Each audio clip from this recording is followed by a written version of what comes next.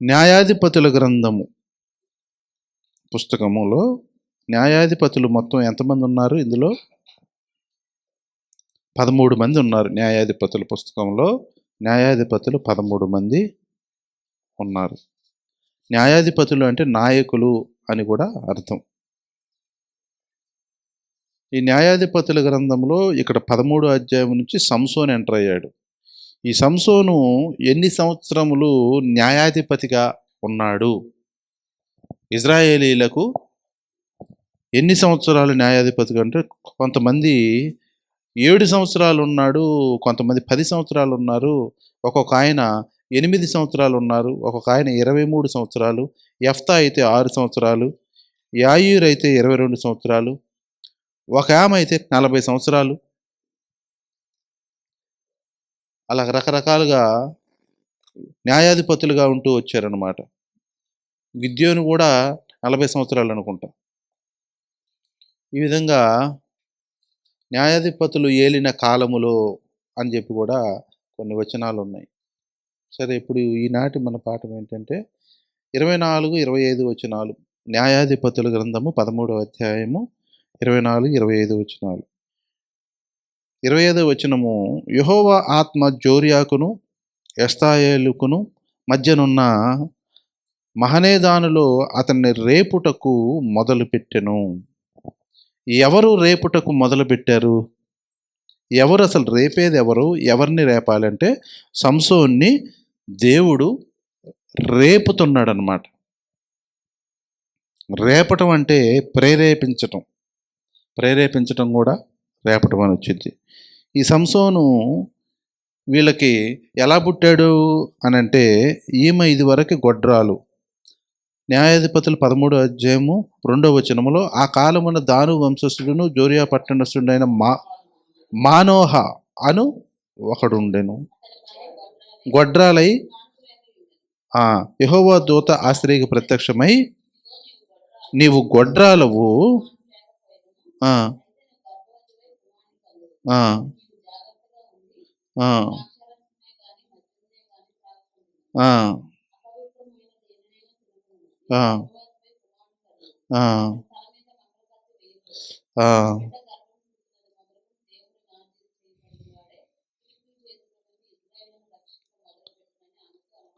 మరి గొడ్రాలుగా ఇంతకాలం ఉండటానికి కారణం ఏంటి? సంసోన్ని దేవుడు ఎప్పుడో ఇవ్వచ్చు కదా, గొడ్రాలుగా ఉండటానికి కారణం ఏంటి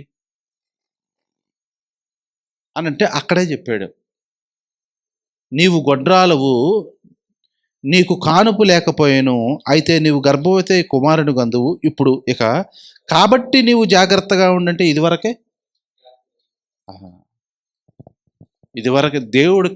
దేవుడు సహాయం చేయటానికి, దేవుడు ఏదన్నా పని చేద్దాం, మనకేదన్నా మేలు చేద్దాం, మనకేదన్నా చేద్దాం అనుకున్నప్పుడు జాగ్రత్త లేకపోతే చేయలేడు.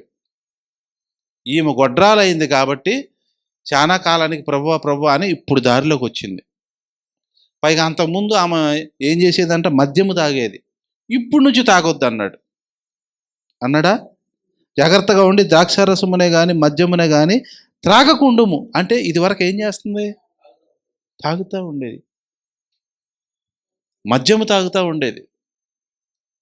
కాబట్టి సహాయం చేయడానికి దేవుడు హెల్ప్ చేద్దామంటే అవకాశం లేకుండా పోతుంది.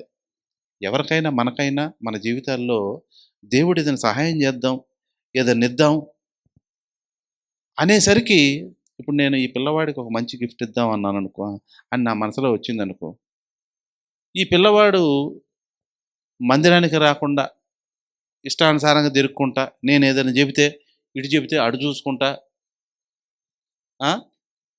అనిష్టానుసారంగా చేస్తుంటే నాకు ఇచ్చేవాడికి కూడా ఇవ్వబుద్ధి కాదు.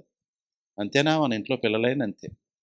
మనం చక్కగా మన మాట ఇంటూ ఉంటే ఏదన్నా ఈ బుద్ధి అయితే, ఏదైనా చేయబుద్ధి అయితే, ఎప్పటికప్పుడు ఎదురే చెబుతున్నాం అనుకో, ఎప్పటికప్పుడు చెప్పిన మాట వింటలేదనుకో, ఇంకేం చేస్తాం? చేసేది కూడా చేయబుద్ధి కాదు. Same procedure. మనకి ఈ భూమి మీద భార్య భర్తలు, తల్లి తండ్రి, పిల్లల్ని పెట్టిన కారణమే దేవుణ్ణి అర్థం చేసుకోవటం కోసం ఇదంతా, ఈ చక్రాలన్నీ. అంతేగాని మనమేదో అది హాయి తాడి ఏదో ఆనందించడానికి ఏదో చేయటానికి కాదు. దేవుడు మనకు అర్థం అవటం కోసమే. అందుకనేగా ఎఫెసీయులకు రాసిన పత్రికలో చెప్పింది, మీ మర్మము గొప్పది. ఏది? పెళ్లి చేస్తూ భార్యాభర్తలో ఈ మర్మం అన్నాడు దాన్ని. ఏ మర్మం అంటే ఇక్కడ పెళ్లి చేసుకునేది మర్మమే ఉండదు. కాబట్టి దేవుడు మనకు అర్థం అవటం కోసమే పెళ్ళిళ్ళు, ఆడ మగ పిల్లలు, పిల్లలకి తండ్రికి ఉన్న ప్రేమ ఇవన్నీ అర్థం అవ్వాలని. కాబట్టి ఖచ్చితంగా ఇక్కడ జరిగింది ఏంటంటే, గొడ్రాలు ఆమె ఎంతకాలం గొడ్రాలు ఉంది అంటే చాలా కాలం ఉంది. గొడ్రాలు అంటే అర్థం ఏంటి? కనీసం 5-6 ఏళ్ళు ఉంటేనే గొడ్రాలు అంటారు. అవునా? ఇంకేమన్నా అంటారా? ఇక 10 ఏళ్ళు అంటే ఇక స్టాంప్ వేస్తారు. ఇక 10 ఏళ్ళు పిల్లలు పుట్టలేదంటే ఇక మొత్తం స్టాంప్ వేసేస్తారు. ఏ స్టాంపు? గవర్నమెంట్ రౌండ్ సీల్ వేస్తారే, అది మామూలు స్టాంపు కూడా కాదు, అది చాలా విలువైందనమాట. ఆ స్టాంప్ వేసేస్తారు. కాబట్టి దేవుడు మనకి చేయదలుచుకున్నప్పుడు చేస్తాడు అనుకున్నప్పుడు మనము దానికి తగ్గట్టు మనం ప్రవర్తించకపోతే చేయడు. వద్దులే ఇంకోళ్ళకి చేద్దాం, ఈ అవకాశాన్ని ఇంకోళ్ళకి ఇచ్చుకుందాం అనుకుంటాడు అన్నమాట. కాబట్టి ఇదొక పాఠం కూడా మనం ఇక్కడ గొడ్రాలని పెట్టింది. ఇప్పుడు అవ్వ కూడా గొడ్రాలే. ఆదాము అవ్వ 100 సంవత్సరాల తర్వాతేగా పిల్లలు పుట్టింది. అలాగే శారా కూడా గొడ్రాలే. ఎందుకు అంటే ఏదో కొంత వాళ్ళని చెక్కటానికి, మలచటానికి, ఏదో చేయటానికి, ఏదో చేసి దేవునిలో సరైనదని తీసుకొచ్చినాక అప్పుడు మేలు చేయదు. కాబట్టి దేవుడు మన జీవితంలో ఏదైనా మేలు చేయాలన్నా మనము సరైన ట్రాక్లోకి రావాలి. ఇప్పుడు మనం ఎంబీబీఎస్ చదవాలనుకోండి, ఏ ట్రాక్లోకి వెళ్తే ఎంబీబీఎస్ చదువుతాం? ఎంపీసీలోకి వెళ్తే చదువుతాం. అవునా? బైపీసీకి వెళ్తాం. మనం ఎంపీసీలో కూర్చొని నాకు ట్రాక్ కావాలి, నాకు ఎంబీబీఎస్ కావాలంటే రాదు. కాబట్టి సరైన ట్రాక్లో ఉంటే అప్పుడు దేవుడు ఇవ్వదలుచుకునేవన్నీ మనకిస్తూ ఉంటాడు. కాబట్టి ట్రాక్ సరిగా ఉందా లేదా చూసుకోవాలి. ఒక ట్రైన్ సంబంధించి ఈ రైల్వే డిపార్ట్మెంట్ ట్రాక్ వేయాలంటే ఎన్ని జాగ్రత్తలు తీసుకునో నానా తిప్పలు పడి వాటికి ఇనపై అన్నీ చేసి ఇంతలో కంకర చక్కగా వేసి ముందు ఒక ఇంజన్ నడిపించి ఆ తర్వాత ఇంక 2 ఇంజన్లు గూడ్స్ నడిపించి అప్పుడు ప్యాసింజర్ని తీసుకెళ్తారు. ఆ ట్రాక్ బాగుండాలి. ట్రాక్ బాగుంటేనే ఆ తర్వాత మిగతా అన్నీ బాగుంటాయి. కాబట్టి మన ట్రాక్ బాగుండాలి. కాబట్టి ఇక్కడ ఏమనే సరిచేయాల్సి వచ్చింది. ఆ స్త్రీకి ప్రత్యక్షమై, ఇదిగో నీవు గొడ్రాలవు, నీకు కానుపు లేకపోయాను, అయితే నీవు గర్భవతి కుమారుని కందువు. కాబట్టి నీవు జాగ్రత్తగా ఉండి అపవిత్రమైన దేనినైనను చాలు. ఇప్పుడు కూడా మనం కూడా అపవిత్రమైనవి ఏమి మనము అంగీకరించకూడదు అనే విషయాన్ని గుర్తుపెట్టుకోవాలి. ఇంతకీ ఇదంతా ఇంట్రడక్షన్ అనమాట. ఇంతకీ మన అంశం ఏంటంటే 25వ వచనంలో, యెహోవా ఆత్మ జోర్యాకును ఎష్తాయేలుకును మధ్యనున్న మహనేదానులో అతని రేపుటకు మొదలుపెట్టెను. దేవుడు ప్రేరేపించటం మొదలుపెట్టాడు. ఏమని ప్రేరేపించడం మొదలుపెట్టాడు అంటే, సంసోన్ని, ఇశ్రాయేలీలందరినీ జాగ్రత్త, నీకు అప్పచెప్తున్నా, ఒక 20 సంవత్సరాలు నీకు ఇస్తున్నా. ఇప్పుడు ఎవరైనా మంత్రులు 5 ఏళ్లే. కానీ అప్పుడు సౌలు 40 సంవత్సరాలు, దావీదు 40 సంవత్సరాలు, సొలొమోన్ 40 సంవత్సరాలు. వీళ్ళు న్యాయాధిపతులు అందరూ ఒకళ్ళు 13, ఒకళ్ళు 7, ఒకళ్ళు 8, ఒకళ్ళు 20, ఒకళ్ళు 40 అలాగ పరిపాలించారు. కాబట్టి ఇక్కడ రేపుటకు మొదలుపెట్టాను. ఎన్ని సంవత్సరాలు అంటే ఒక 20 సంవత్సరాలు సంసోన్ని రేపటకు మొదలుపెట్టాడు, అంటే ప్రేరేపించడం మొదలుపెట్టాడు. కాబట్టి దేవుడు ఎవరి మీదనైనా ఉద్దేశము పెట్టినప్పుడు వారిని ప్రేరేపించడం మొదలు పెడతాడు. నీ జోలు తీయట్లేదనుకో, నీ మీద ఉద్దేశం దేవునికి లేదు. ఎవరిని ప్రేరేపించాడు ఇప్పుడు? ఎవరిని రేపాడంటే సంసోను వాళ్ళ అమ్మ నాన్నని రేపి సంసోన్ని రేపుతున్నాడు, అంటే ప్రేరేపిస్తున్నాడు. కాబట్టి మనల్ని ప్రేరేపణ దేవుడు మనకు ప్రేరేపిస్తున్నాడు అని అంటే సంథింగ్ ఏదో ఉంది, దేవుని ప్రణాళిక మన జీవితంలో ఏదో ఉంది. నన్ను అలా ప్రేరేపించబట్టే ఎంత తిప్పలు పడ్డా, వద్దు వద్దు వద్దు కాదనుకున్నా తప్పని పరిస్థితిగా సేవ చేయటానికి ఒప్పుకోవాల్సి వచ్చింది, పని పూనుకోవాల్సి వచ్చింది. రేపటం వల్లనే రేపాడన్నమాట. ఇది కాదు నాది కాదన్న ఊరుకోడు, రేపుతాడు. మోషే నా వల్ల కాదు, నేను నత్తోడిని, నీకు కావాలంటే ఎవడని చూసుకో, నేను అక్కడ ఆల్రెడీ కొట్టి చంపి వచ్చా, మళ్ళీ నన్ను వెళ్ళమంటావేంటి అక్కడికి అని ఎన్ని చెప్పినా వినల. కాబట్టి ఒకరి మీద దేవుని ఉద్దేశం ఉంది అంటే తప్పనిసరిగా రేపుతాడు. ఒక్కొక్కసారి సాతాను కూడా ప్రేరేపణ వచ్చింది. ఈ ప్రేరేపణ ఎవరిది అనేది కూడా మనం గమనించాలి. కొంతమంది సేవకులను చూసి, అబ్బా వీళ్ళు ఎక్కడికి వెళ్ళా సరే వీళ్ళకి సపరేట్గా భోజనాలు పెడుతున్నారు, సపరేట్గా కానుకలు ఇస్తున్నారు, వాళ్ళ లైఫ్ బాగుంది, వాళ్ళ మర్యాదకు చూస్తున్నారు, కాబట్టి నేను కూడా అట్ట అవ్వాలి అని వచ్చేవాళ్ళు చాలామంది ఉన్నారు. అది చూసి వచ్చేవాళ్ళు చాలామంది ఉన్నారు. అందుకని దేవుని ప్రేరేపణ లేకపోతే సాతాను ప్రేరేపణ అనే విషయాన్ని మనం జాగ్రత్తగా కనిపెట్టాలి. దేవుని ప్రేరేపణ ఎప్పుడైనా సరే భక్తిలోను విశ్వాసములోను ఎదిగే విధంగా ఉంటుంది, పరలోకానికి చేర్చే విధంగా ఉంటుంది. దేవుని ప్రేరేపణ ఎప్పుడు కూడా మనము భక్తిలో ఎదగాలి, మనము పాటల్లో ఎదగాలి, మనం ప్రార్థనలో ఎదగాలి, మనం వాక్యంలో ఎదగాలి, మనం ఇతరులకు సహాయం చేయాలి. ఇదే పని ఈ యాటిట్యూడ్లోనే ఉంటుంది. కాబట్టి మన ఈ ప్రేరేపణ ఎవరిది అనేది కూడా మనం పరిశీలించాలి. ఈ ప్రేరేపణ ఎవరిది? ఉదాహరణకి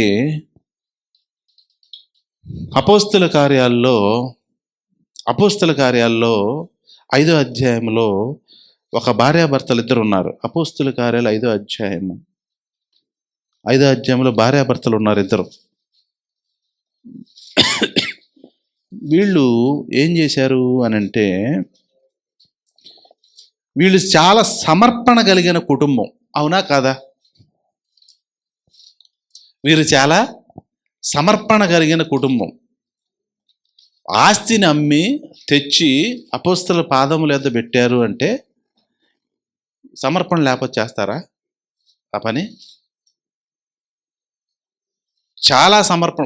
సుమారుగా 1 కోటి రూపాయలు అమ్మారనుకోండి దాన్ని, వాళ్ళకున్న స్థలాన్ని 80 లక్షలు ఎడ పెట్టారు, కొద్దిగా 20 లక్షలు దాచుకున్నారు. మరి ఎంత సమర్పణ! 80 లక్షలు దేవుని కొరకు మందిరానికి తీసుకొచ్చి పెట్టారంటే ఏమండి, వాళ్ళని ఏమంటాం మనం? ఇప్పుడు మనమేమో అబ్బా ఏం భక్తుడండి అనుకుంటాం మనం. దీన్ని బట్టి చూస్తే డబ్బులు ఇచ్చినంత మాత్రాన వారి భక్తిపరుడు అని మనం డిసైడ్ చేయలేం. డబ్బులు ఇవ్వటం ఈజీ, భక్తి నేర్చుకోవటము, భయభక్తులు కలిగి ఉండటం చాలా కష్టం. దేవుణ్ణి ప్రేమించటం ఇంకా కష్టం. దేవుణ్ణి ప్రేమించటం, దైవజనులను ప్రేమించటం, తోటి విశ్వాసులను ప్రేమించటం, మందిరాన్ని ప్రేమించటం చాలా కష్టం. డబ్బులు ఇవ్వటం చాలా ఈజీ, అప్పు చేసైనా ఇవ్వటం ఈజీయే. ఎంత సమర్పణ కలిగిన వాళ్ళు వీళ్ళు! పైగా వీళ్ళకి దేవుని కొరకు ఏదో ఒకటి చేయాలనే ఆశ కూడా ఉంది వీళ్ళలో. దేవుని కొరకు ఏదో ఒకటి చేయాలి అని అనబట్టేగా త్యాగం చేసి అమ్మింది. లేకపోతే అమ్ముతారా? దేవుని కొరకు నేను ఏదో ఒకటి చేయాలి. వీళ్ళెవరు? అననీయ, సప్పీరా. దేవుని కొరకు ఏదో ఒకటి చేయాలి అనే ఒక గొప్ప కోరిక వీళ్ళలో ఉంది. పైగా మాకున్నా లేకపోయినా పర్వాలేదులే, ఏదో కొద్దిగుంటే చాలులే అని 1 కోటి రూపాయలు వస్తే సుమారుగా 80 లక్షల వరకు ఇచ్చేశారు. చాలా సమర్పణ గల కుటుంబం. కానీ వీరిలో సాతాను ప్రేరేపణ దూరింది. సాతాను ప్రేరేపించడం మొదలుపెట్టాడు. రేపాడు, మనస్సులను రేపాడు. ఎలా రేపాడు? అంత అవసరం లేదురా బాబు, నువ్వు కొద్దిగా దాచుకో అని. అంత అవసరం లేదు, నువ్వు కొద్దిగా దాచుకో అని. అయ్యో పాపం, చేసిందంతా వ్యర్థమైపోయిందా? సమర్పణ గల కుటుంబం అనుకున్న కుటుంబం ఏమైంది? చిన్న విషయం దగ్గర ఏమైపోయింది? పాడైపోయింది. కాబట్టి మనల్ని ప్రేరేపించే ప్రేరేపణ, అది ఏ ప్రేరేపణ అనేది ఒకటి ముఖ్యము, చాలా ముఖ్యము. అలాగే యోధ, 12 మంది శిష్యుల్లో యోధ, అసలు శిష్యుడిగా రావాలని ఒక అతను ఎంత తపన పడ్డాడు. అతని పేరేంటి? 12 మంది కాకుండా మత్తీయ అనే ఒక మెసేజ్ చెప్పాను నేను. మత్తీయ, అతను ఫస్ట్ నుంచి ఉన్నాడంట. ఫస్ట్ నుంచి వెంటబడుతూనే ఉంటే అతనికి అవకాశం రాదు. ఇంకా అలాగే ఎంతమంది ఉన్నారో, 2 సీట్లు వేశారు, అతను కూడా ట్రై చేసి ఉంటాడు. ఇంకా ఎంతమంది ట్రై చేశారో, యేసుక్రీస్తు పక్కనే ఉండాలి, యేసుక్రీస్తుని ఆనుకొని ఉండాలి, ఈ 12 మందిలో నేను ఉండాలని ఎంతమంది ఎదురు చూస్తే రాలేదో, యోధాకు వచ్చింది అది. అంత చక్కని అవకాశం, ఎవరికీ రాని అవకాశం మీకు వచ్చింది, నాకు వచ్చింది. ఈ రోజున దేవుణ్ణి ఆరాధించే పని,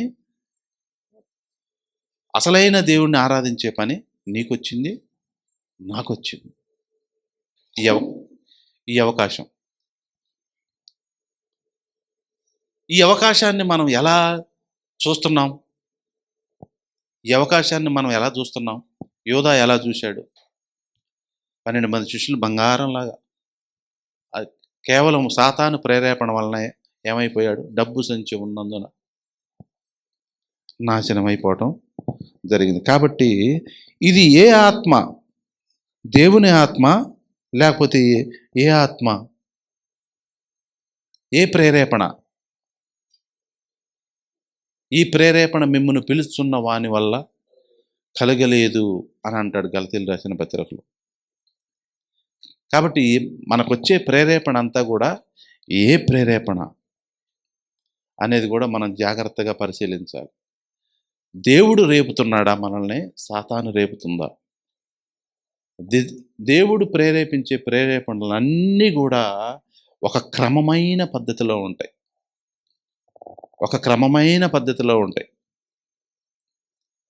కాబట్టి మన ప్రేరేపణ ఏంటి, ఏ ప్రేరేపణ కలిగి ఉన్నాం అనే విషయాన్ని మనం ఇంకా చూస్తే 1వ యోహాను పత్రిక 4వ అధ్యాయంలో 4:1లో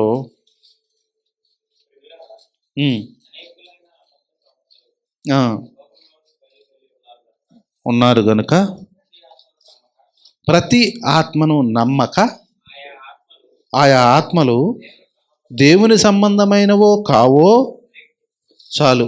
కొన్ని ఆత్మలు, అది ఏ ఆత్మ దేవుని సంబంధించిందా కాదా అనే విషయాన్ని కూడా మనం పరీక్షించాలి.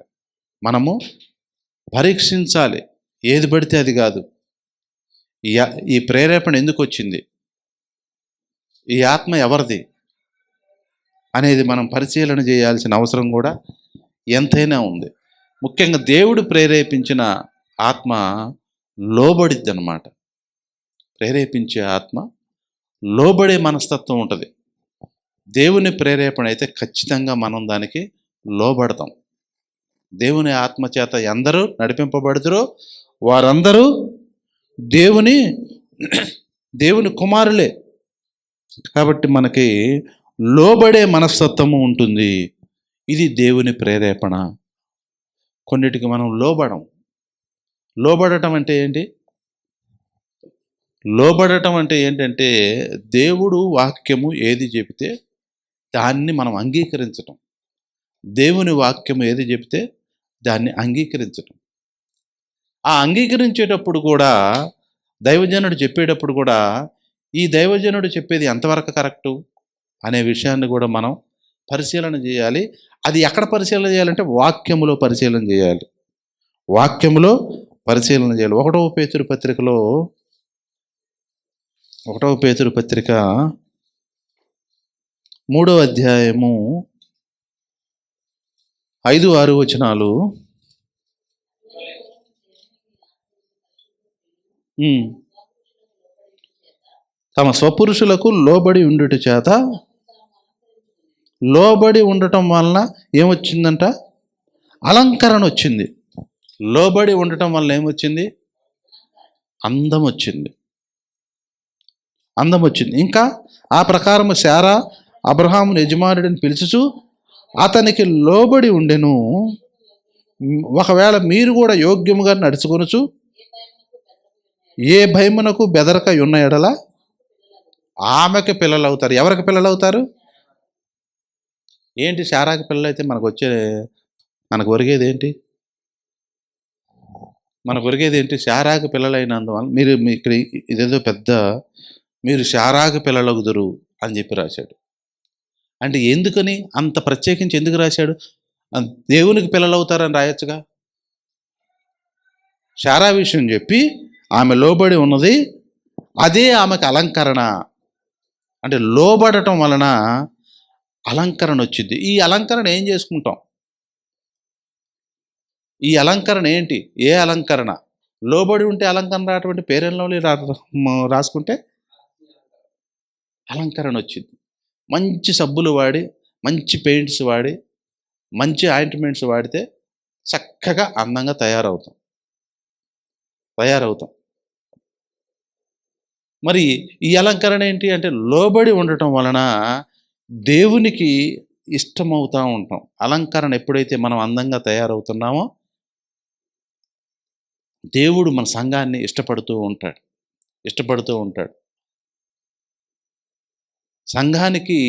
సంఘము అందంగా తయారవ్వాలి. ఎప్పుడు? యేసుక్రీస్తు వారు పెళ్లి కుమారుడిగా వస్తున్నప్పుడు పెళ్లి కుమార్తె ఎలా ఉండాలి? ఇప్పుడు మోషే ముద్దుగా చక్కగా ఉన్నాడు. అతను పెద్దవాడు అయినప్పుడు ఎలాంటి అమ్మాయిని చేస్తాం? ఖచ్చితంగా ఎతుకుతూ ఉంటాం. అందంగా ఉన్న పిల్ల కావాలి. నేనన్నా మా కండక్టర్ గారు డ్యూటీ చేస్తూ ఉంటే ఆమెకు ఒక అబ్బాయి ఉన్నారు. ఒక బ్రహ్మాండమైన చక్కటి అబ్బాయిని చూసినప్పుడు ఆ అమ్మాయి ఏమనిద్దంటే, ఇదిగోండి ఇటు చూడండి, ఒకసారి ఇటు చూడండి, మా అమ్మాయికి ఇలాంటి ఇంత చక్కగా ఉండాలి, మాకు అల్లుడు కావాలంటే అని చెప్తూ ఉంటుంది. అంటే అందంగా ఉండే పిల్లవాడిని ఏరుకుంటుంది. ఇప్పుడే ఏం చేస్తుంది? ఏరుకుంటుంది. ఆమె ఏ అందంగా ఉన్న పిల్లవాడిని చూసినా ఇది మా అమ్మాయికి ఇలాంటి చక్కని అంటే, నేనన్నా అందం మోసకరం, సౌందర్యం వ్యర్థం, జాగ్రత్త, ముందు అయినోడిని దగ్గర ఉన్నోడిని మనస్తత్వం బాగా పరిశీలించి చేసుకో మీ పిల్లకి అని చెప్తూ ఉంటా. కాబట్టి దేవుడు ఏం చూస్తాడంటే దేవుడు అవి చూస్తాడు. మగవాళ్ళందరూ అందాన్ని చూస్తారు, ఆడవాళ్ళు 90% మనస్తత్వాన్ని ఆయన నన్ను బాగా చూసుకుంటే చాలు, అందం ఏం కావాలని. అంటే అది దేవుని లక్షణం. హల్లెలూయా. దేవుని లక్షణం అది. లేకపోతే నన్ను ఎక్కడ చేసుకుంటుంది ఎస్తేరు? నన్ను ఎక్కడ చేసుకుంటుంది? దేవుని లక్షణం. అవునా? మనస్తత్వాన్ని అర్థం చేసుకొని నన్ను బాగా చూసు, అందం ఎవడికి కావాలి అనుకునే లక్షణము. అలాగే యేసు ప్రభువు వారు కూడా పైనున్న వాటిని చూడడు, లోపల ఉన్న వాటిని చూస్తాడు. ఇప్పుడు ఇంతకీ లోపల ఏముందంటే లోబడటం అంట దేవునికి అందంగా కనపడుద్దంట. కాబట్టి మనకు ఒకటి ఇప్పుడు ఈ విషయంలో నేర్చుకోవాల్సింది ఏంటంటే, దేవుని వాక్యమునకు దైవజనుడికి లోబడితే ఆటోమేటిక్గా అందంగా చక్కగా తయారవుతూ ఉంటాం అన్నమాట. అది ఇక్కడ చెప్పడం జరిగింది. అలంకరించబడటం. శారా ఏం చేసింది? హృదయాంతరంగ స్వభావం ముందు మీకు అలంకారముగా ఉండవలెను. అలంకరించబడటం అంటే లోబడి ఉండటం ఒకటి. ఇంకొకటి హృదయాన్ని సరిచేసుకోవటం కూడా అలంకరణ. మన మనస్సుని, మన హృదయాన్ని సరిచేసుకోవటం కూడా అలంకరించబడటమే. అంటే ఇప్పుడు ఒక స్త్రీ అలంకరించబడాలంటే ఏం చేయాలి? ఏం చేసిద్దంటే, చక్కగా నేను కనబడాలన్నప్పుడు ఫస్ట్ మంచి సబ్బుతో అర్ధగంట సేపు స్నానం చేసింది అనుకో, ఒక కొంత వచ్చిద్ది, కొంత సౌందర్యం వచ్చిద్ది. ఆ తర్వాత పేరెంట్ లవ్లీ రాసుకుంటే ఇంకొంత. అలాగే ఇక్కడ కూడా దేవునికి కూడా ఒకటి లోబడి ఉండటము, కొంత అలంకరణ వచ్చింది. ఇంకొకటి హృదయాన్ని సరి చేసుకోవటం కూడా అలంకరణ. హృదయాన్ని సరి చేసుకోవటం కూడా అలంకరణ. అలాగే మూడోది భయభక్తులు కలిగి ఉండటం కూడా అలంకరణ. అందంగా తయారవుతూ ఉంటుంది. భయభక్తులు కలిగి ఉంటే దేవుని కళ్ళకి అందంగా తయారవుతూ ఉంటుంది. మన ఎస్తేరు గ్రంథంలో ఎస్తేరు ఎలా కనపడింది ఆయనకి? ఇంతకంటే బ్రహ్మాండంగా పౌడర్లు రాసుకున్న వాళ్ళు ఎన్నో ఎంతోమంది వచ్చారు.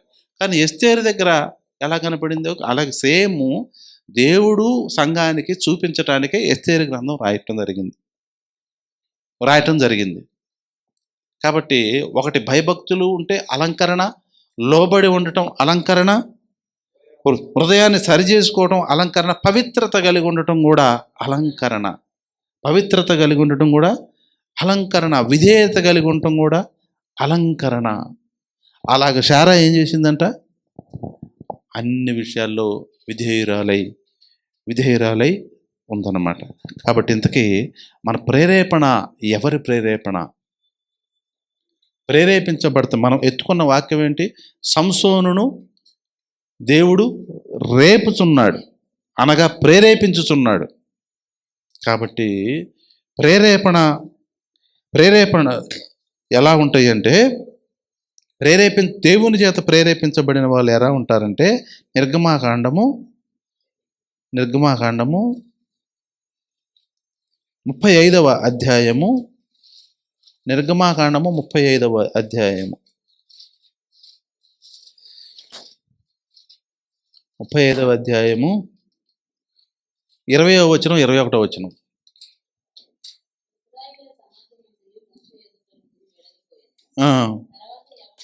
ఎవని హృదయము వాని రేపెనో, ఎవని మనసు వాని ప్రేరేపించనో వారందరూ వచ్చి ప్రత్యక్షపు గుడారం యొక్క పని కొరకు, దాని సమస్త సేవ కొరకును, ప్రతిష్ఠిత వస్త్రముల కొరకును యెహోవాకు, అంటే దేవుడు ప్రేరేపించిన వాళ్ళు ఎలా ఉంటారు అనేది ఇక్కడ చెప్తున్నాడు. ఎవని హృదయము వాణ్ణి రేపెనో, ఎవని హృదయము దేవుడు ప్రేరేపించాడో, ఎవని మనసు ప్రేరేపించాడు, వారందరూ ఏం చేస్తారంట? దేవుని పని చేస్తారు. దేవుని మందిరం పని చేస్తారంట. ఇంకోటి సమస్త సేవకు కూడా చేస్తారంట. మందిరము పని చేస్తారు. దేవుడు ప్రేరేపించే వారి ఒక లక్షణాలు ఉండేయో చెప్తున్నారు ఇక్కడ. ఏం చేస్తారంట? ఇప్పుడు దేవుడు పలానా ప్రదీప్ని ప్రేరేపిస్తున్నాడు అనుకో, ఏం చేస్తాడంట? ఈ వాక్యం ప్రకారం ఏం చేస్తాడు? దేవుని పని చేస్తాడు. దేవుని పని అంటే ఏంటి? సువార్త చేయటం కానీ, దేవుని మందిరంలో పని కానీ. దేవుని పని అంటే దేవుడు మనకు అప్పజెప్పిన పని. మీరు సర్వలోకమునకు వెళ్ళి సర్వసృష్టికి సువార్తను ప్రకటించుడి, ఇది మనకు అప్పజెప్పిన బాధ్యత. యేసు ప్రభు వారు వెళ్తూ ఏం చెప్పారు? సమస్తమైంది అంది. నువ్వు నాకు అప్పగించినవన్నీ నేను చేసి ముగించాను అన్నాడు. కాబట్టి మనకు అప్పజెప్పిన పని చేయటం అన్నమాట. అది దేవుని పని. ఇంతకీ ఇప్పుడు ఇక్కడ కూర్చున్న మనందరిలో కూడా, లేదా యూట్యూబ్లో వింటున్న వాళ్ళందరిలో కూడా నిన్ను ప్రేరేపిస్తున్నాడా దేవుడు? నిన్ను ప్రేరేపిస్తున్నాడా? నిన్ను ప్రేరేపిస్తే ఏం చేస్తావు? దేవుని పని చేస్తావు. దేవుని మందిరమైన ఉన్న సమస్త పని చేస్తావు. అలాగే 29వ వచనంలో కూడా, నిర్గమాకాండం 35,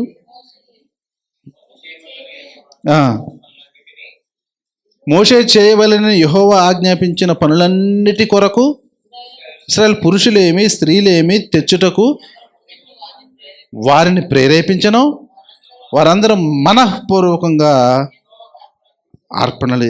26వ వచనంలో, ఏ స్త్రీలు జ్ఞాన హృదయం గలవారై ప్రేరేపింపబడిరో వారందరూ మేక వెంట్రుకలను అంటే దేవుని మందిరంలో పని అన్నమాట. అది ఏదో మేక వెంట్రుకలతో అల్లి ఏదో చేస్తారు దాన్ని. అది దేవుని మందిరానికి సంబంధించిన పని. అది కాబట్టి ఎవరు ప్రేరేపిస్తే వాళ్ళు ఏం చేస్తారు అంటే దేవుని మందిరము పని చేస్తారు, దేవుడు అప్పజెప్పిన పని చేస్తారు. ఇప్పుడు మరి మనందరిని దేవుడు ప్రేరేపిస్తున్నాడా? ప్రేరేపిస్తే ఏం చేస్తాం? ప్రేరేపిస్తే మనం ఏం చేస్తాం? దేవుని పని చేస్తాం. మరి దేవుని పని చేస్తున్నామా? ఎవరి కాళ్ళు తన సొంత పనులు చేసుకుంటూ కూర్చున్నామా? దేవుని పని చేస్తున్నామా? దేవుని పని చేస్తే దేవుడు ప్రేరేపిస్తున్నట్టు. అంటే మనల్ని ఇప్పుడు ప్రస్తుతానికి దేవుడు ఏమి కదిలించట్లా, మనల్ని దేవుడు ఏమి కదిలించట్లా. నేను ఫస్ట్లో చెప్పా, నీ జోలు తీయట్లేదంటే అర్థం ఏంటి? నీకు ఇవ్వాల్సిన మేలేదో ఇవ్వట్లేదు. మనకి ఇవ్వాల్సిన మేలేదో ఇవ్వట్లేదు. ఇవ్వటానికి మనం సహకరించట్లేదు అని అర్థం అన్నమాట. దేవుడు ప్రేరేపించిన వాళ్ళు ఏం చేస్తారు? దేవుని మందిరం పని చేస్తారు, దేవుడు చెప్పిన పని చేస్తారు. అలాగే ద్వితీయోపదేశ కాండంలో కూడా దేవుడు ప్రేరేపించిన వాళ్ళు ఏం చేస్తారో అక్కడ ఉంది. ద్వితీయోపదేశ కాండము 13వ అధ్యాయము 13వ వచనం. దేవుడు ప్రేరేపించిన వాళ్ళు ఏం చేస్తారు? 13:13లో 12 నుంచి, నీవు నివసించుటకు నీ దేవుడైన యెహోవా నీకు ఇచ్చుచున్న నీ పురములలో ఏదో ఒక దాని యందు పనికి మాలిన కొందరు మనుషులు నీ మధ్య లేచి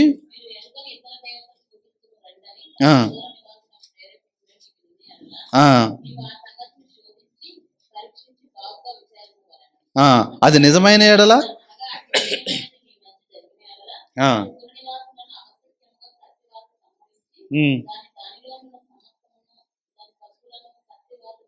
చాలు. ఏం చేయాలంటే దేవుడు ప్రేరేపించిన వాళ్ళని ఏం చేస్తారంటే తన పూర్వములో, అంటే తన సొంత ఊరిలో తన సొంత మనుషులు దేవునికి విరోధంగా ఏదైనా చెప్తున్నారనుకో, వాళ్ళని చంపేయాలంట. మనకి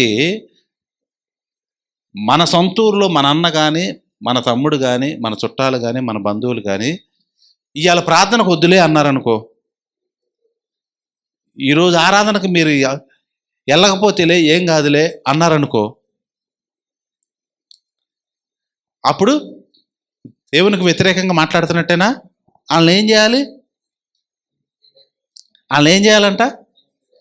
చంపాలంట అని పాత నిబంధనలో రాసింది. ఇప్పుడైతే చంపాలనే మాట మనకి ఇందులోకి వచ్చేసరికి ద్వేషించుట, తన సహోదరుని ద్వేషించువాడు చంపటంతో సమానము అన్నాడా? ఇప్పుడు ఏం చేయాలంట? ద్వేషించాలి. నిన్నెవడన్నా ప్రార్థనకి భక్తిలో ఎదిగేటప్పుడు వెనక్కి లాగుతున్నాడు అంటే వాణ్ణి నువ్వు చంపాలి. వాణ్ణి ఏం చేయాలి? నువ్వు చంపాలి. నువ్వు చంపకుండా ఇంకా పూసుకొని తిరుగుతున్నావు అనుకో, అప్పుడు దేవుడు ప్రేరేపిస్తాడే మనల్ని? దేవుని ప్రేరేపించిన వాళ్ళు ఏం చేస్తారంటే ద్వేషిస్తారు. ఎవడరు నువ్వు? నన్ను ప్రార్థనకి వెళ్ళొద్దంటావేంటి? నన్ను ప్రార్థనకి వెళ్ళొద్దు. మన చుట్టాలు చాలామంది అంటూ ఉంటారు, మనం శుక్రవారం శనివారం ప్రార్థనకి వెళ్ళినప్పుడు రేపు ఆదివారమేగా ఉండండి అంటే ప్రార్థన అమ్మ, రోజు ప్రతి ఆదివారం వెళ్తున్నావు, ఈ ఒక్క వారం మానరాదు? మాతో కలిసి మళ్ళీ వస్తావా నువ్వు? ఇంత దూరం ఎప్పుడన్నా చుట్టాలింటికి వెళ్తే అనే మాటలు ఇవి అవునా? ఏమన్నా అంటారా? ఇంత దూరం వస్తావా మళ్ళీ? ఉండు, పోనీ అంతకైతే ఇక్కడ కూడా ఒక ప్రార్థన ఉందలే, ఇక్కడికి వెళ్ళిరా గబక్కన అని అంటారు. అలాంటి వాళ్ళని ద్వేషించాలి. కాబట్టి దేవుడు ప్రేరేపణ ఎలా ఉండిద్ది అంటే భక్తికి దగ్గర అవుతూ ఉంటుంది, దేవునికి దగ్గర అవుతూ ఉంటుంది, దేవుని యందు భయభక్తులు కలిగిన దానికి దగ్గర అవుతూ ఉంటుంది. దేవుని పని చేయటానికి దేవుడు ప్రేరేపిస్తూ ఉంటాడు. ఇంకా చూడండి, ఒక్కొక్కరు ప్రేరేపణ ఎలా ఉండిద్దంటే 1వ రాజుల గ్రంథం 21వ అధ్యాయంలో 1వ రాజులు 21:25లో ఒక రాజుగారిని ప్రేరేపిస్తుంది భార్య. 1వ రాజులు 21:25.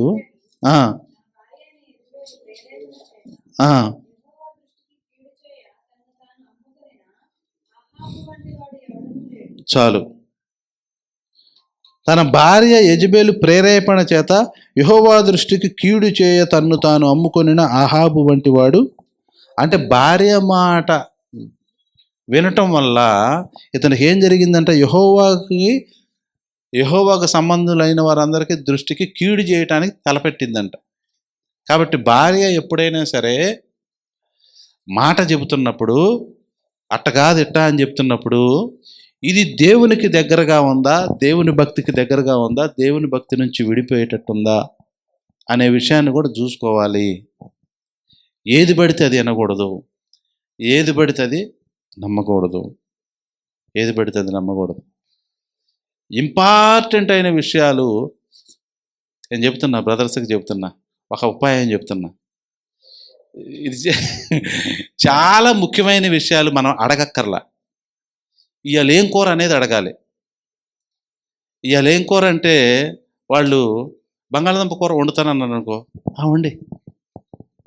వండి ఎట్లా అంటే చిల్లర పనులన్నీ ఏదో మనం ఏదో అడిగినట్టు నీ ఇష్టమే కానీ అన్నట్టు ఉండాలి. ముఖ్యమైన అవసరమైనవి వాళ్ళని అడగక్కర్లేదు, అలా చెప్పక్కర్లేదు, చేసేయాలి. మళ్ళీ ఎట్టుండాలి, పిచ్చాపాటి అన్నీ నీ మాటే అంటున్నా, నీ మాట ఎప్పుడు కాదన్నా నేను, నీ మాటే అంటున్నా అనేటట్టుగా ఉండాలి. ఇది బ్రదర్స్కి ఉపయోగపడే మాట. యెజెబెలు ఏం చేసింది? దేవుని దృష్టికి కీడు చేసే ఆలోచన చెప్పింది. కాబట్టి భార్యలు కూడా ఎప్పుడైనా ఏం చెప్తున్నారు ఏంటి అనేది, అలాగే భర్తలు కూడా ఏం చెప్తున్నారు అనేది భార్యలు కూడా ఆలోచించాలి. ప్రేరేపణలు అన్నమాట ఇవన్నీ. ఈ ప్రేరేపణ ఎవరి వల్ల వస్తుంది అనే విషయాన్ని గుర్తుపట్టాలన్నమాట. అలాగే ఎజ్రా గ్రంథం 1వ అధ్యాయము 5వ వచనంలో ఎజ్రానా, అది ఎక్కడ ఉందో ఎతకాలి. ఇప్పుడు ఎజ్రా, నెహెమ్యా, ఎస్తేరు, యోబు. ఎజ్రా, నెహెమ్యా, ఎస్తేరు, యోబు.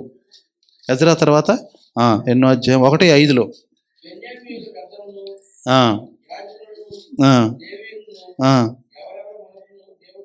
ఎవరెవరి మనస్సు దేవుడు ప్రేరేపించనో వారందరూ ఏం చేశారు?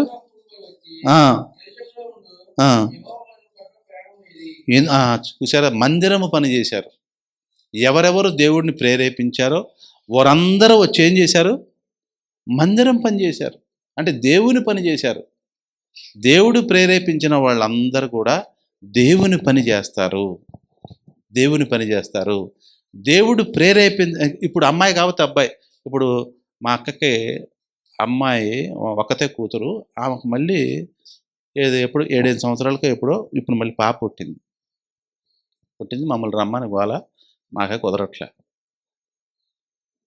అమ్మాయి పుట్టింది అన్నారు అంటే ఏంటి? అబ్బాయి కాదనే అర్థం. పుట్టింది ఎవరంటే మగపిల్లవాడు కాదంటే అర్థం ఏంటి? ఆడపిల్లనే. అలాగే దేవుడు ప్రేరేపిస్తున్న వాళ్ళు ఏం చేస్తారు అంటే దేవుని పని చేస్తారు. ఇక దేవుని పని చేయని వాళ్ళు అందరూ ఇక మళ్ళీ నీకు వేరే సపరేట్గా చెప్పక్కర్లా. దేవుని పని మీద మనకు శ్రద్ధ, మనకు ఆసక్తి లేదంటే అర్థం ఏంటంటే ఆటోమేటిక్గా దేవుడు అసలు నీ జోలు తీయట్లేదు, నిన్ను పట్టించుకోవట్లేదని అర్థం. అంత ప్రమాదం ఉందన్నమాట. దేవుని పని విషయంలో, మందిరము పని విషయంలో, స్వార్థ పని విషయంలో, దేవుడు చెప్పే పని విషయాల్లో మనము చేయకపోతే దేవుడు మనల్ని పట్టించుకోవట్లేదు అని అర్థం. దానికి సంసోను వాళ్ళ అమ్మ నానే కొన్నాళ్ళు అనవసరంగా గొడ్రాలుగా ఉండాల్సి వచ్చింది. అదే దేవుని పనిలో ఉంటే, దేవునితో ఐక్యంగా ఉంటే ఎలా ఉంటారు? ఇంకొక మాట చదువుకొని మనం ముగించేది ఏంటంటే, యోబు గ్రంథంలో ఒక బ్రహ్మాండమైన మాట ఉంది. యోబు గ్రంథము 35వ అధ్యాయము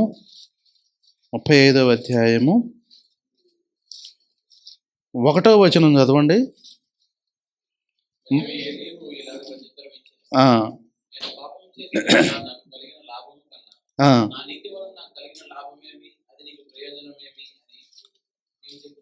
చాలు. ఏం చెప్పాడంట? ఎంత ఎంత ఘోరమైన మాట ఇది, ఎంత ఘోరమైన మాట ఇది. ఈ మాట అర్థమైందా? నేను పాపము చేసిన యెడల నాకు కలిగిన లాభము కన్నా నా నీతి వలన నాకు కలిగిన లాభమేమి, అది నీకు ప్రయోజనమేమి అని నీవు చెప్పుచున్నావే అంటే ఏం చెప్పాడు యోబు? నేను విపరీతంగా నీతిమంతుడిగా ఉన్నాను, కానీ నాకు లాభం ఏంటి అంటున్నాడు. ఇంత నీతిమంతుడిగా ఇంత యథార్థంగా ఉన్నా నాకు లాభం ఏంటి అంటున్నాడు. ఏంటి నువ్వు ఇలా అంటున్నావు అని ఆయన అడుగుతున్నాడు. అడుగుతూ 10వ వచనంలో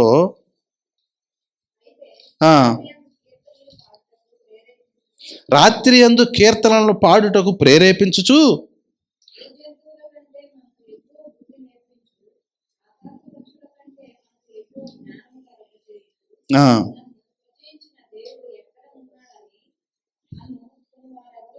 అంటే దేవుడు ఏం చేస్తున్నాడు అంటే భూజంతువుల కంటే మనకు ఎక్కువ బుద్ధి నేర్పుతున్నాడు, ఆకాశ పక్షుల కంటే మనకు జ్ఞానము కలుగజేస్తున్న నన్ను సృజించిన దేవుడు ఏమని ప్రేరేపిస్తున్నాడంటే ఇప్పుడు 10వ వచనంలో అయితే రాత్రి యందు కీర్తనలు పాడుటకు, అంటే భూజంతువులందరికంటే అన్నిటికంటే మనకు ఎక్కువ బుద్ధి పెట్టాడంట దేవుడు.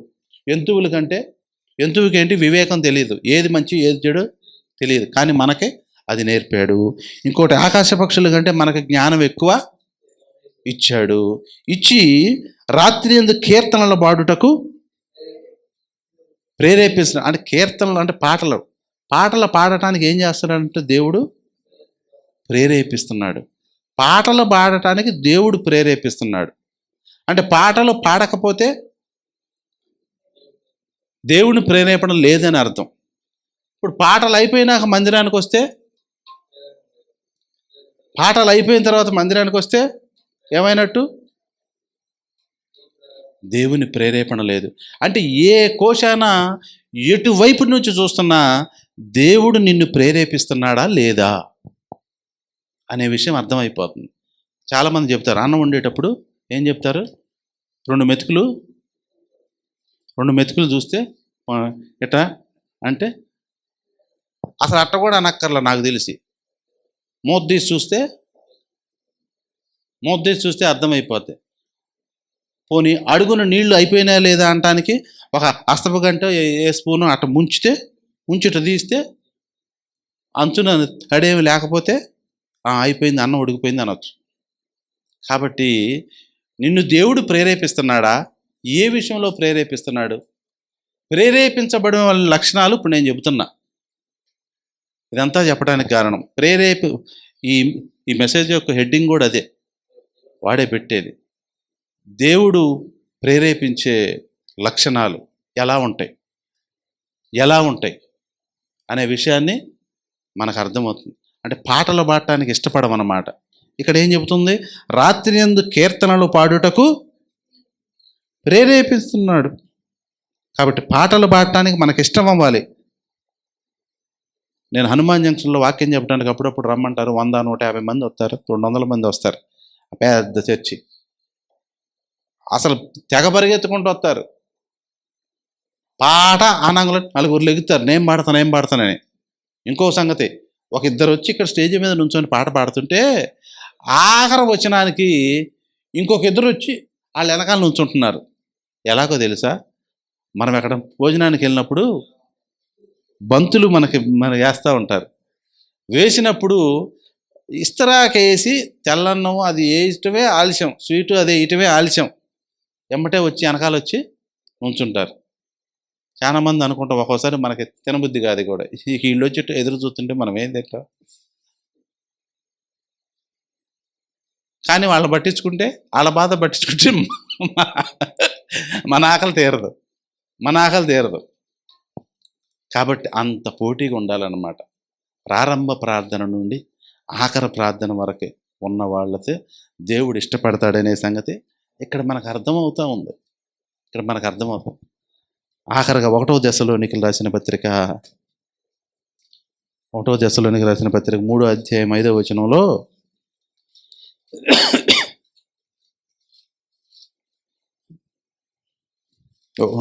ఒకటి కాదు, 2వ దశలోనిక 3, దేవుని యందలి ప్రేమయు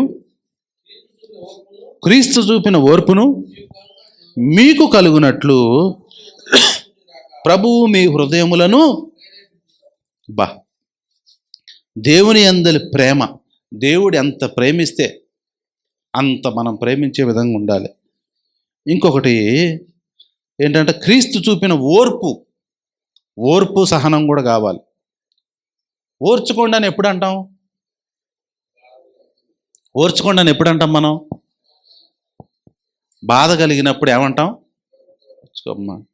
పిల్ల నొప్పులు పడుతుందంటే ఓర్చుకో. పాట కూడా ఉంది, వేగ త్వరపడుమా ఓర్చుకో అనే పాట ఒకటి ఉంది. ఎవరు ఆ పాట పాడింది? ఎవరు? ప్రసన్న బోల్డ్. ఓర్చుకో అనే పాటే. కాబట్టి ఓర్చుకో అని ఎప్పుడు చెబుతాం? అలాగే సంఘములో నీవు ఓర్చుకో అంటే, సంఘములో నీవు ఓర్చుకో అంటున్నావంటే ఏంటి?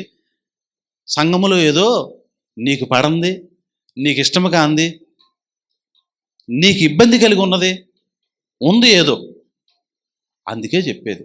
అపోస్తలుడైన పౌలు ఎందుకు చెప్పాడు? ఆఖరిలో ఏమని చెప్పాడు? ఓర్పు అవసరం, ఓర్పు సహించటం అవసరం. అప్పుడే పరిశుద్ధులు సంపూర్ణులు అవుతారు, పరిశుద్ధులు పరిపూర్ణులు అవుతారు, ఆ తర్వాత సంపూర్ణులు అవుతారు. ఓర్చుకునే లక్షణం లేకపోతే ఎప్పటికీ అవ్వు. కాబట్టి ఇదంతా ఏంటంటే మనం ఎత్తుకున్న మాట ఏంటంటే ప్రేరేపణ, రేపటము.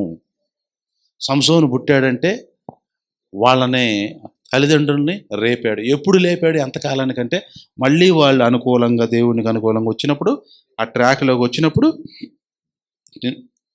అప్పుడు వాళ్ళ జోలు అప్పుడు తీశాడు. కాబట్టి నీ జోలు తీయాలన్నా, నీ ఊసు తీయాలన్నా, నా ఊసు తీయాలన్నా, నిన్ను పలకరించాలన్నా, నీకేదో మేలు చేయాలన్నా, నీకేదో బ్రహ్మాండమైన విషయం నీకు ఒకటి ఇవ్వాలన్నా, నీకేది చేయాలన్నా దేవుని ప్రేరేపణ ఉందా?